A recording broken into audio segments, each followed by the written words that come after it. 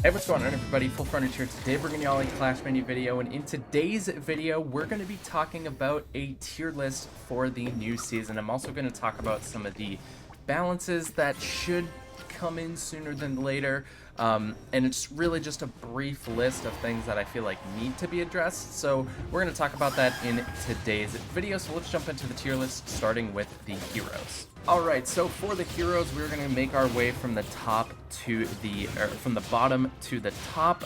And to kick things off, I'm going to be putting the Skeleton King in the C tier. I'm not putting it in the D tier because I don't think it's terrible. I think it's good at higher levels. It's definitely not the best hero in the game for sure, but it's also kind of the worst, if that makes sense.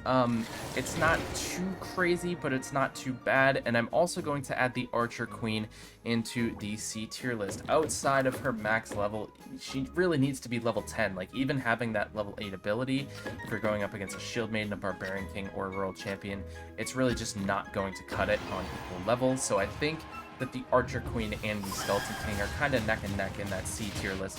I think they're kind of tied for being the worst heroes in the game. Then, up next in the B tier, we have the Monk. I think the Monk's okay. It's not terrible. It's not great. But it's also not the worst. And then I'm also going to put the Shield Maiden in that B tier as well. I think the Shield Maiden has a pretty good deck. I want to showcase the deck with her probably in a future video, maybe coming later this week. But there is some decks that I'm playing around, and she also does pretty well against the Archer Queen, which is not really relevant in this case. And she doesn't do that great against Barbarian King just because of the +1 damage will always pierce through her shield. So kind of makes it a hit or miss with the Shield Maiden. And then I'm going to put the Countess in the A tier. I think the Countess is actually pretty good. It's not like a subpar hero, but it's not anything that's too bad. I think that the Countess is really good. Oh, I also forgot to put the Wave Master. I think I'm going to put the Wave Master in the A tier, and at the end of the A tier. I think the Wave Master is better than the Shield Maiden and the Monk, but I think that the Wave Master, with it, especially with its level 8 ability, is really good. The stun capability, it does pretty decent against World Champion as well. And also potentially Barb King if you're able to play it right. So I think that the Wave Master is not an S tier, but it's not terrible. And then same thing with the Countess. It does pretty good against the World Champion and the Barbarian King. If you're able to get the Countess to the backline on the squishy units, that's where it really matters the most. So I think these two are pretty good backline assassins as heroes. So I'm putting them in A tier, but of course, if played correctly, we have the World Champion and the Barbarian King in the S tier. The Barbarian King is probably by far the best hero in the game, no doubt, and the World Champion is very strong with the chaining capability if we're able to get a good matchup and play the World Champion correctly. If you know how to play World Champion, you can have pretty decent success against pretty much any hero in the game, but if somebody plays the Barb King slightly better, they're going to win. It really comes down to who plays it better and what minis you have in a matchup between the Barbarian King and the World Champion, but I still think Barbarian King just has that slight edge. Now let's move on to the minis. Talking about the minis, I'm honestly not convinced that there is like a D tier mini. I think every mini is fairly usable depending on the deck. So I don't really want to put anything in the D tier. I don't think anything is like completely unusable where it's not seen as much, but now we're going to start in the C tier. We're going to go with the Magic Archer in the C tier. I'm going to go with the Wizard in the C tier. I'm going to go with the Healing Ranger in the C tier. And then I think that was pretty much it for C tier. I feel like everything else is for... Oh, the Electro Wizard. I wanted to put the Electro Wizard in C tier. I don't think it's that usable, but I don't think it's terrible either. I think it's still a pretty good mini. And then in the B tier, I'm going to put the Witch. I think the Witch is actually pretty good. I released a video yesterday with the Barbarian King. I released a video the day before with Archer Queen. Archer Queen is kind of out of the meta, so it doesn't work too well, but it's still a pretty good deck. So I would put the Witch in the C tier. I'm also going to toss, or the B tier, I'm going to toss the Giant Skeleton in the B tier. I think the Giant Skeleton is pretty good with range units, kind of like the World Champion. It's also pretty decent with the Countess too. So I put that in the B tier. Then I put the Lumberjack in the B tier. I'd probably put the Fisherman in the B tier as well. I think there's some usability for the Fisherman, especially with Barbarian being meta.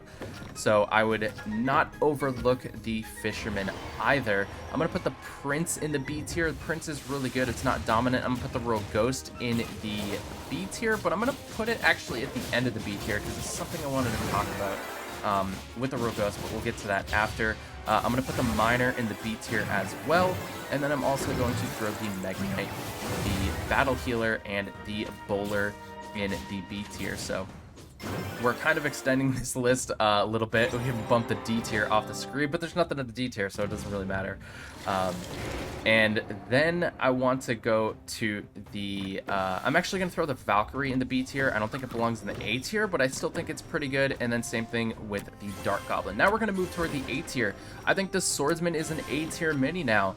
The Swordsman is really good. It feels like it's in a good spot. It's not overpowered. It's not too weak by any means. So I think the Swordsman's actually in a really good spot. Then I'm also going to add the Ice Wizard in here. The Knight's going to go in here. We're going to toss the Musketeer in this tier as well. I think the Guard is a good A tier unit. A lot of the 2 Elixir minis outside of the Wizard honestly belong in this A tier. And then we're going to throw the Golden Giant, the Mini Pekka, and then the Big Pekka, and then the Mini Pekka in here as well. And then in the S tier, we have the Archer, we have the Barbarian, and we have the Spear Goblin. I think these 3 are S tier minis. These 3 are so dominant right now, especially when paired with the Barbarian King, the Spear Goblin's 3rd star ability. If you're able to get it and power up and you're using that all Barbarian King 2 Elixir deck, it is very, very strong. I think the 2 Elixir deck includes these 3 minis. Then it has the Knight and Guard, and I've seen some people either use Swordsman or Ice Wizard. Honestly, all of the 2 Elixir minis are like, they're A tier plus in the current patch, and honestly, I think it's mainly due to the Barb King. I think the Barb King needs a significant nerf.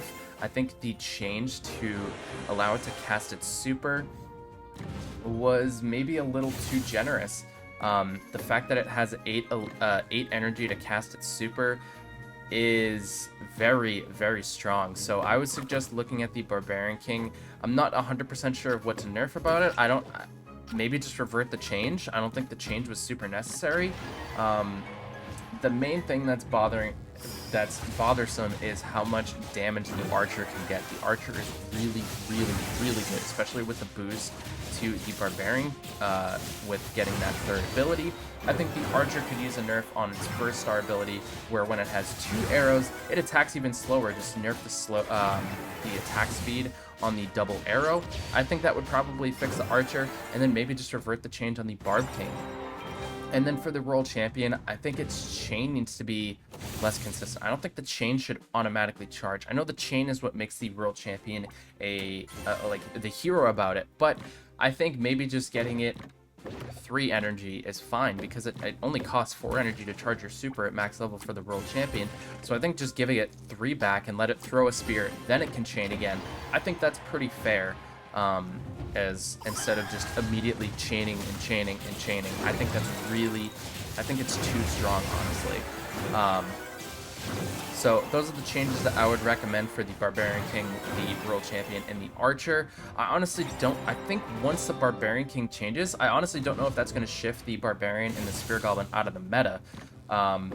They'll probably still be meta, but I don't think they'll be as dominant. So that's my idea to look at that. And then let's talk about the Royal Ghost. I think the Royal Ghost feels really underwhelming. It really just feels like a 6 elixir invisible spell. And that's pretty much it. It's really weak. It has 4 HP at the start.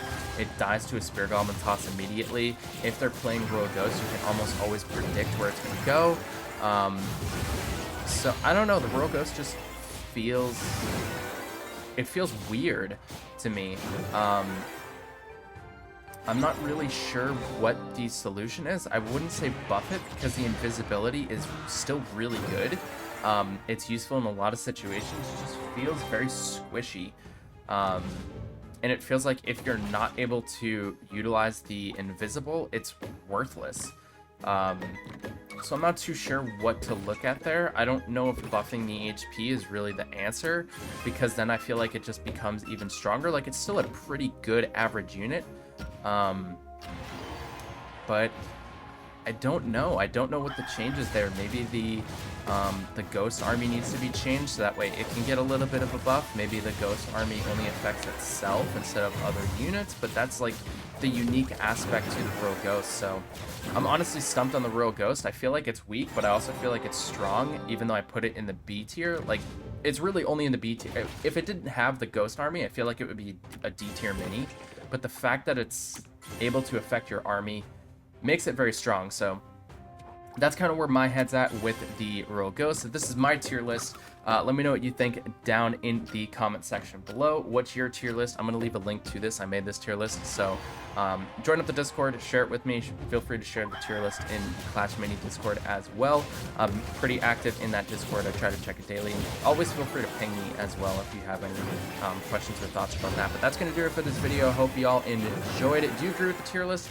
Let me know. But thanks for watching. Make sure you hit that subscribe button and turn on that notification bell so you don't miss any more videos. And don't forget to leave a like on this video as well. And I'll talk to y'all in the next one. Have a great day, everybody. We'll see you later. Peace out.